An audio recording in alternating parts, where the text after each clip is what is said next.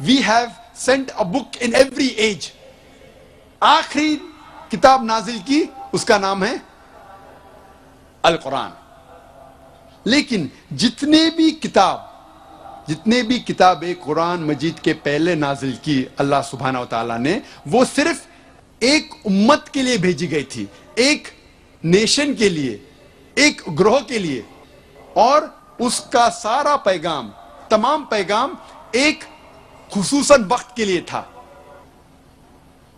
لیکن کیونکہ قرآن مجید اللہ سبحانہ و تعالیٰ کی آخری کتاب ہے، آخری وحی ہے، وہ صرف مسلمانوں کے لیے نہیں بھیجی گئی تھی یا صرف عربوں کے لیے نہیں بھیجی گئی تھی. اللہ تعالیٰ فرماتے ہیں سورہ ابراہیم میں، سورہ نمبر 14 آیت نمبر 1 میں، الف لام را، ہم نے یہ کتاب نازل کی محمد صلی اللہ علیہ وسلم پہ تاکہ وہ ساری انسانیت کو اندھیرے سے روشنی میں لے آئے، اندھیرے سے روشنی میں لے آئے اور ہدایت دے.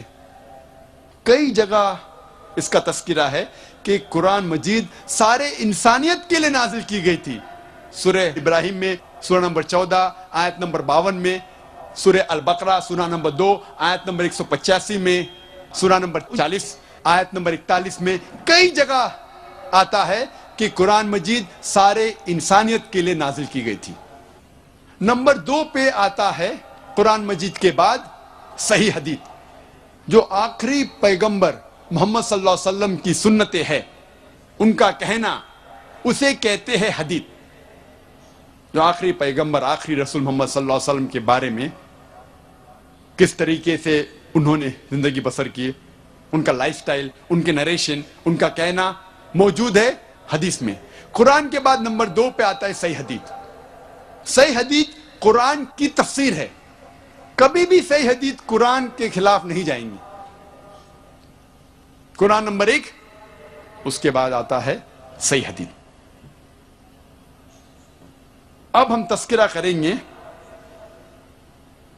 رکن نمبر 4 کا، خدا کے پیغمبروں کے بارے میں. سب سے پہلے ذکر کریں گے اسلام میں پیغمبروں کے بارے میں. اللہ تعالیٰ فرماتے ہیں سورہ فاطر میں، سورہ نمبر 35 آیت نمبر 24 میں، وَإِن مِّنْ أُمَّةٍ إِلَّا خَلَا فِيهَا نَذِيرٌ، نہیں ہے کوئی قوم یا امت جہاں ہم نے ہدایت دینے والا نہیں بھیجا، کوئی پیغمبر نہیں بھیجا. اللہ تعالیٰ فرماتے ہیں سورہ رعد میں، سورہ نمبر 13 آیت نمبر 7 میں، وَلِكُلِّ قَوْمٍ هَادٍ، ہر قوم میں ہم نے ہدایت دینے والا بھیجا. لیکن جتنے بھی ہدایت دینے والے آئے آخری پیغمبر محمد صلی اللہ علیہ وسلم کے پہلے، وہ صرف اپنی قوم، اپنی امت، اپنی گروہ کے لیے آئے، اور جو پیغام وہ لے کے آئے صرف محدود تھا ایک وقت کے لیے. لیکن کیونکہ محمد صلی اللہ علیہ وسلم آخری پیغمبر تھے، جس کا ذکر ہے قرآن مجید میں سورہ احزاب سورہ نمبر 33 آیت نمبر 40 میں، کیونکہ وہ آخری پیغمبر تھے، آخری رسول تھے، آخری نبی تھے، وہ صرف مسلمانوں یا صرف عربوں کے لیے نہیں بھیجے گئے تھے. اللہ تعالیٰ فرماتے ہیں سورہ انبیاء میں، سورہ نمبر 21 آیت نمبر 107 میں، وَمَا أَرْسَلْنَاكَ إِلَّا رَحْمَةً لِلْعَالَمِينَ، ہم نے ان کو بھیجا، محمد صلی اللہ علیہ وسلم کو رحمت بنا کے سارے عالموں کے لیے، سارے انسانیت کے لیے، سارے جہاں کے لیے. اللہ تعالیٰ دہراتے ہیں سورہ سبا میں، سورہ نمبر 34 آیت نمبر 28 میں، وَمَا أَرْسَلْنَاكَ إِلَّا كَافَّةً لِلنَّاسِ بَشِيرًا وَنَذِيرًا، ہم نے بھیجا محمد صلی اللہ علیہ وسلم کو ایک عالمی پیغمبر بنا کے. لیکن اکثر انسانیت اب تک نہیں جانتی، کیونکہ محمد صلی اللہ علیہ وسلم آخری پیغمبر تھے، وہ صرف عربوں یا مسلمانوں کے لیے نہیں بھیجے گئے تھے، سارے انسانیت کے لیے بھیجے گئے تھے. اب ہم ذکر کریں گے ہندو دھرم میں پیغمبروں کے بارے میں. پیغمبروں کے بارے میں مختلف رائے ہے. سب سے عام رائے ہے ہندوؤں کے بیچ اوتار کی. اوتار ایک سنسکرت لفظ ہے جس کے معنی او کمنگ، تر مطلب ڈاؤن، نیچے آنا. اوتار کے معنی نیچے آنا. اور جب ہم آکسفورڈ ڈکشنری پڑھتے ہیں، اس میں لکھا ہوا ہے اوتار کے معنی. آکسفورڈ ڈکشنری سیز کہ avatar according to Hindu mythology is a revered soul or a deity coming in bodily form on this earth. अवतार की मानी आम हिंदू समझते हैं हिंदू माइथोलॉजी में कि खुदा इंसान का रूप धारण करके इस जमीन पे उतरता है, और ये राय वो लेते हैं भगवत गीता से, पाठ नंबर 4 श्लोक नंबर 7 और 8 में, जिसमें कहा गया है यदा यदा हि धर्मस्य ग्लानिर्भवति भारत, जब जब नेकी घटेंगी ओ भारता और बुराई बढ़ेंगी, मैं आऊंगा अच्छाई की हिफाजत करने के लिए और बुराई को नष्ट करने के लिए, नेकी को एस्टैब्लिश करने के लिए। संभवामि युगे युगे, हर युग में मैं आऊंगा। इस भगवत गीता के श्लोक की वजह से यह अवतार का तस्वुर है। इसका तस्करा भागवत पुराण में भी है, खंड 9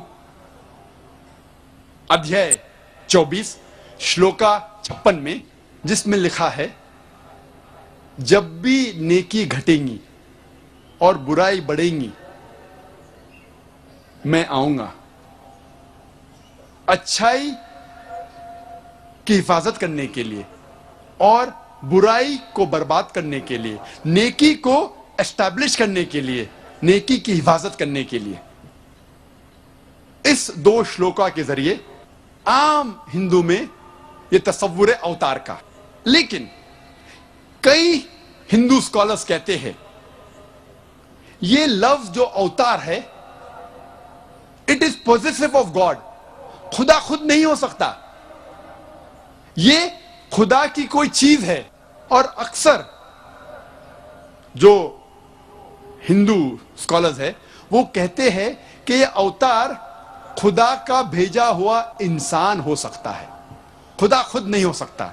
इसीलिए वेद में कहीं भी जो अवतार का आम लोग समझते उसका जिक्र है ही नहीं वेद में, कि खुदा खुद इस धरती पे आए, इस जमीन पे आए, इसका जिक्र कहीं भी नहीं है वेद में। वेद में जिक्र है कि खुदा ने ऋषियों को भेजा, कई ऋषियों का जिक्र है। तो अगर हम वेद को भगवत गीता और भागवत पुराना से मिलाना चाहते हैं और इस श्लोका को समझना चाहते हैं, उससे यह जाहिर होता है कि जब भी नेकी घटती है और बुराई बढ़ती है तो भगवान एक ऋषि को भेजते हैं, एक आदमी को भेजते हैं बुराई को नष्ट करने के लिए और अच्छाई की हिफाजत करने के लिए। क्योंकि वेद के खिलाफ कोई भी हिंदू धर्म की किताब जाती है तो हमें वेद की बात मानना चाहिए। सबसे अच्छा तरीका है रिकंसाइलेशन, दोनों की बात को ऐसा समझे कि दोनों की बात रहे। और हिंदू धर्म में कई ऋषियों का जिक्र है, कई पैगंबरों का जिक्र है। आम हिंदू में यह तस्वुर है अवतार का। लेकिन कई हिंदू स्कॉलर्स कहते हैं यह लफ्ज जो अवतार है, it is positive of God, खुदा खुद नहीं हो सकता, ये खुदा की कोई चीज है। और अक्सर जो हिंदू स्कॉलर्स है वो कहते हैं कि यह अवतार खुदा का भेजा हुआ इंसान हो सकता है, खुदा खुद नहीं हो सकता। इसीलिए वेद में कहीं भी जो अवतार का आम लोग समझते उसका जिक्र है ही नहीं वेद में, कि खुदा खुद इस धरती पे आए, इस जमीन पे आए, इसका जिक्र कहीं भी नहीं है वेद में।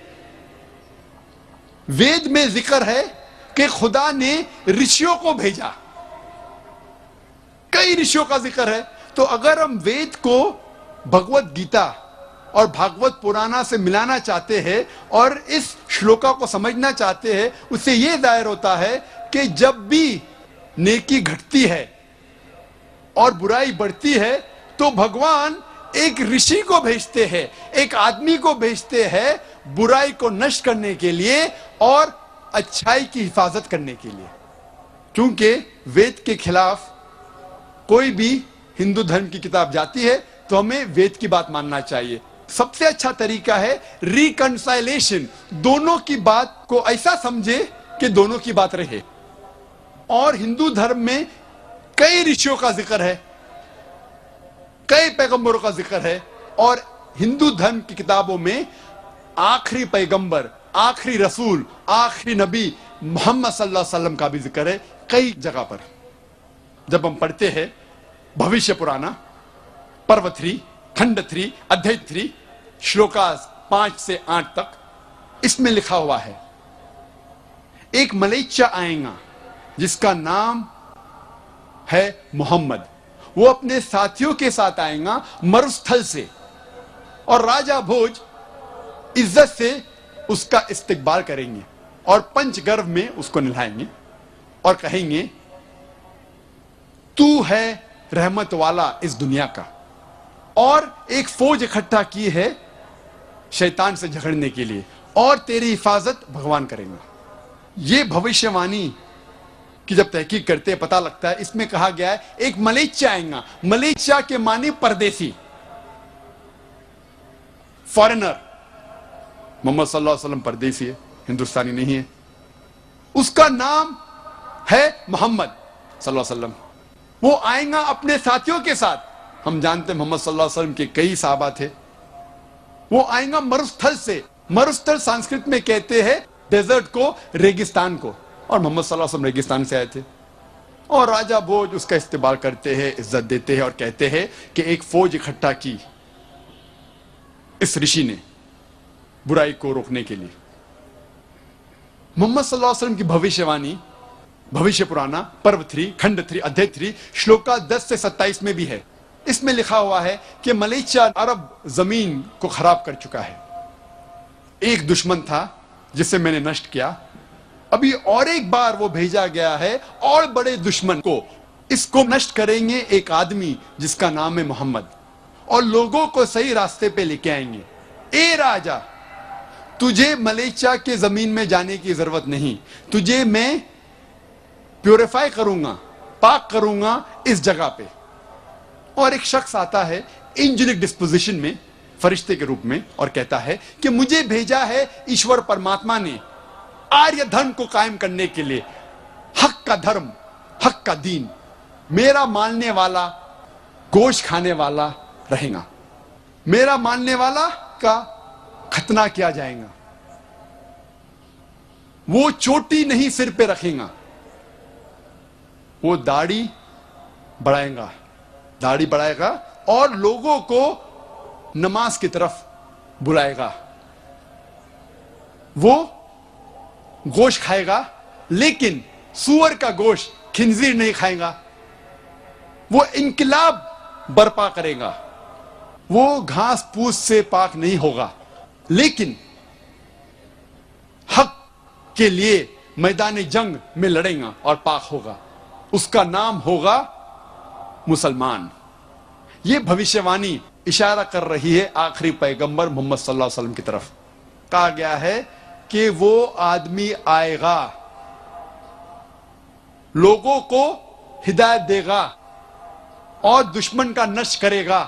اس کا نام ہوگا محمد صلی اللہ علیہ وسلم. اس کا ماننے والا ہوگا جس کی ختنہ ہو چکی ہے. وہ چوٹی نہیں اگائے گا اپنے سر پر, داڑھی بڑھائے گا, انقلاب برپا کرے گا, لوگ کو نماز صلاح کی طرف بلائے گا جسے کہتے آدان. وہ انقلاب برپا کرے گا, گوشت کھائے گا لیکن خنزیر سور کا گوشت نہیں کھائے گا. وہ پاک نہیں ہوگا گھاس اور پھوس سے لیکن حق کے لیے میدان جنگ میں لڑ کر پاک ہوگا. اس کا نام ہوگا مسلمان. یہ ساری باتیں لکھی ہوئی ہے بھوشیہ پرانا میں. کئی بھوشیہ وانی ہیں, وقت نہیں کہ ساری کی تفسیر کروں میں. محمد صلی اللہ علیہ وسلم کا ذکر ہے بھوشیہ پرانا میں پرو 3 کھنڈ 1 ادھیائے 3 شلوکاز 21 سے 23 میں بھی. محمد صلی اللہ علیہ وسلم کا ذکر وید میں کئی جگہ ہے. اتھروا وید میں بھی ہے, کتاب نمبر 20 پاٹھ نمبر 127 منترا نمبر 1 سے 14. وقت کی قلت ہونے کی وجہ سے, وقت کی کمی ہونے کی وجہ سے سارے 14 منتروں کا تذکرہ میں نہیں کر سکتا ہوں، صرف پہلے دو کا کروں گا۔ منترا نمبر 1 میں لکھا ہوا، اسے کہتے ہیں، یہ 14 منترا کو کہتے ہیں کنٹپ سکتا۔ کنٹپ مطلب پریشانی سے دور کرنا، اس کے معنی ہے امن، سلامتی، اور عربی میں کہتے ہیں اسلام۔ کنٹپ سکتا کے معنی ہے